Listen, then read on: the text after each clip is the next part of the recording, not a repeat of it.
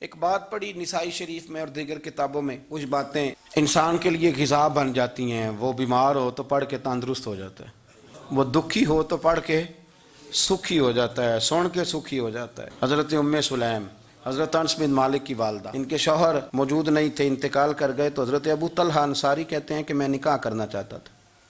حضرت ابو طلحہ بڑے سمجھدار آدمی تھے، زیرک تھے، مالدار تھے، عقل مند دانا بندے تھے۔ انہوں نے پیغام بھیجا حضرت ام سلیم سے کہ تیرے ساتھ نکاح کرنا ہے۔ سمجھدار آدمی تھے، عقل مند تھے۔ حضرت ام سلیم کہنے لگی کہ آپ نے پیغام نکاح بھیجا ہے تو آپ جتنے وزادار اور شریف آدمی، آپ کا پیغام نکاح رد نہیں کیا جا سکتا، پر میری نکاح کی شرطیں بڑی سخت ہیں۔ انہوں نے کہا وہ کیا؟ کہنے لگی میرا حق مہر بڑا مہنگا ہے، اگر آپ میرا حق مہر ادا کریں تو وہ میں آپ سے نکاح کر لیتی ہوں۔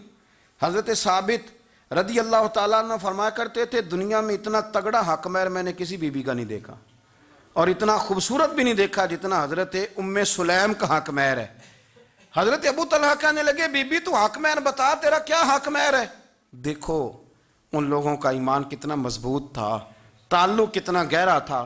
ام سلیم کہتی ہے حق مہر دے دو، اور جو لفظ انہوں نے بیان کیے وہ اتنے شاندار ہیں کہ وجد کرنے کو دل کرتا ہے۔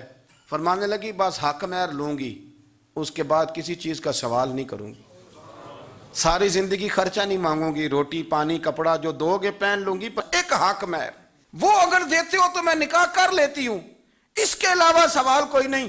حضرت ابو طلحہ کہنے لگے بی بی بتا تو صحیح حق مہر کیا، تو رو پڑی، کہنے لگی تو غیر مسلم ہے، میرے نبی کا کلمہ پڑھ جا، یہی میرا حق مہر بن جائے گا، تو حضور کا غلام ہو جا، میں ساری زندگی روٹی نہیں مانگتی، میں کسی شے کا سوال نہیں کرتی، میں غریبی میں جیوں گی، میں تھوڑے پہ گزارا کروں گی، پر میرے رسول کا کلمہ پڑھ جا، یہ میرا حق مہر بن جائے گا۔ آپ یارو اس درد کو سمجھو نا، تو کلمہ پڑھ جا۔ حضرت ابو طلحہ کہنے لگے میں بھی دین کے بڑا قریب تھا، لیکن تیرا سچا اور سچا جذبہ بتاتا ہے کہ دین سچا ہے۔ فرمانے لگے تو اب نکاح کر چاہے نہ کر، میں نے مصطفیٰ کا کلمہ پڑھنے کا فیصلہ کر لیا، میں نے فیصلہ کر لیا ہے کہ اب میں نبی پاک کا کلمہ، اور میری یہ شرط نہیں کہ تو نکاح کرے چاہے نہ کرے۔ یہ وہ واحد حق مہر ہے۔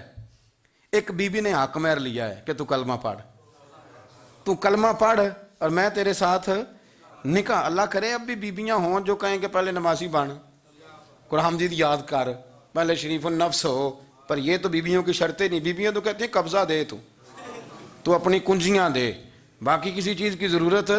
میرے رسول کریم علیہ السلام کے غلاموں کی دین کے ساتھ جو کمٹمنٹ ہے، دین کے ساتھ ان کا جو گہرا مضبوط ربط ہے، اس ربط کا انداز یہ ہے کہ عورتیں بھی کہتی ہیں کہ آپ کلمہ پڑھ جائیں، ہمارا حق مہر ہو گیا۔